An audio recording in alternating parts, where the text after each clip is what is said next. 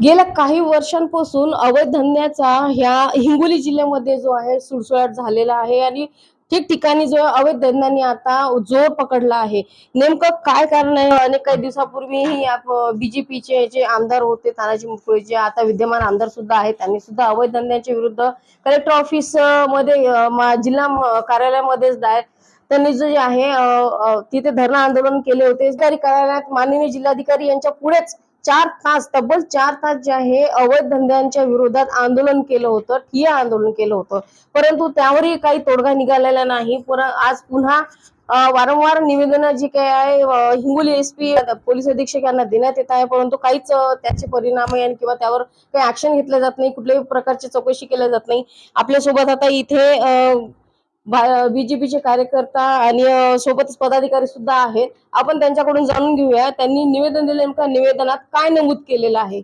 पाटील साहेब, आपण जे निवेदन दिलंय नेमकं त्या निवेदनात काय मागणी केली? बाळापूरमध्ये सर्व धंदे अवैध धंदे बंद करण्यात यावं आणि त्याला आशीर्वाद कोणाचा आहे ती माहिती करण्यात यावं। आणि दुसरी गोष्ट, आम्ही अगोदर 22/9ला निवेदन दिलं होतं बाळापूर पोलीस स्टेशनला, तर त्यांनी काही तक्रार दखल केली नाही त्याची। मग नंतर आम्ही हिंगोली येथे अध्यक्ष साहेबाकडे गेलो आणि त्यानंतर आम्ही त्याला निवेदन दिलं। पूरला शाळा आहेत, व्यापारी आहेत, सर्व विद्यार्थी येतात, गोरगरीब आहेत, त्या लोकांवर भरपूर अन्याय व्हायला आणि शाळकरी विद्यार्थी आहेत ते सुद्धा अवैध धंद्याच्या अधीन चाललेले आहेत। त्याबद्दल आमची भाजपच्या कार्यकर्त्याचं म्हणणं आहे की बाळापूर येथील अवैध धंदे बंद करण्यात यावं अशी आमची इच्छा आहे। त्यासोबतच आपल्यासोबत दुसरे पदाधिकारी सुद्धा इथे उपस्थित आहेत, तर आपण त्यांची सुद्धा बोलून घेऊ। शेरसिंग बावरी यांना आपण विचारूयात की युवा पिढींच्या बाबत जे काही आता हे व्यसनाच्या अधीन होत्या, मटका जुगाराच्या नादी लागत आहेत, तर याबाबत त्यांनी आता एसपी साहेबांना पुढे काय मागणी करणार आहेत त्याबद्दल आपण जाणून घेऊया। बरोबर आहे, आपण सुद्धा वारंवार या प्रकरणात बरेच वेळा पुढाकार घेतलेला आहे। युवा पिढीबद्दल आपण आता एसपी साहेबांना कशा शब्दात बोलणार? एसपी साहेबांना आम्ही निवेदनद्वारे कळविलेलं आहे त्यांना की अवैध धंदे बंद करा, की युवा पिढी ह्या नादी लागायलीत, 2 नंबरच्या धंद्याला, मटक्याला, ह्या पाऱ्यावर हे चाललेत, दारू प्यायच्या नादाला लागायलीत 2 नंबरच्या धंद्या मार्गाने। आमचं म्हणणं हे आहे की तात्काळ 2 नंबरचे धंदे बाळापूर येथील बंद करण्यात यावे, अन्यथा आम्ही काही दिवसात शांतते मार्गाने आंदोलन छेडणार आहोत।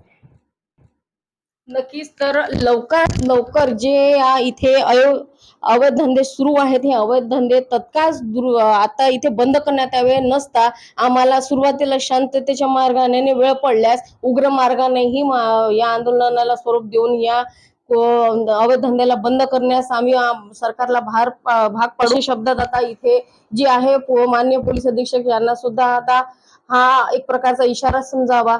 पण लवकरात लवकर या तरुण युवा पिढीला ज्या व्यसनाच्या अधीन होत आहे त्यांना यापासून परावृत्त करण्यासाठी इथे आपण बऱ्याचशा शिबिर घेतोय, पण त्या शिबिराचं नेमकं काय होतं, हिंगोली जिल्ह्यामध्ये होणाऱ्या अवैध प्रकरणातून होणाऱ्या हत्या ह्याचा प्रमाण सुद्धा हिंगोली जिल्ह्यामध्ये वाढलेला आहे, मात्र ह्याला आळा कसा घालता येईल आता हा प्रश्न सुद्धा प्रशासनापुढे उभे झालेला आहे। तात्पुरते बघत राहा मराठी न्यूज चॅनल। मी जिल्हा प्रतिनिधी पल्लवी अटल।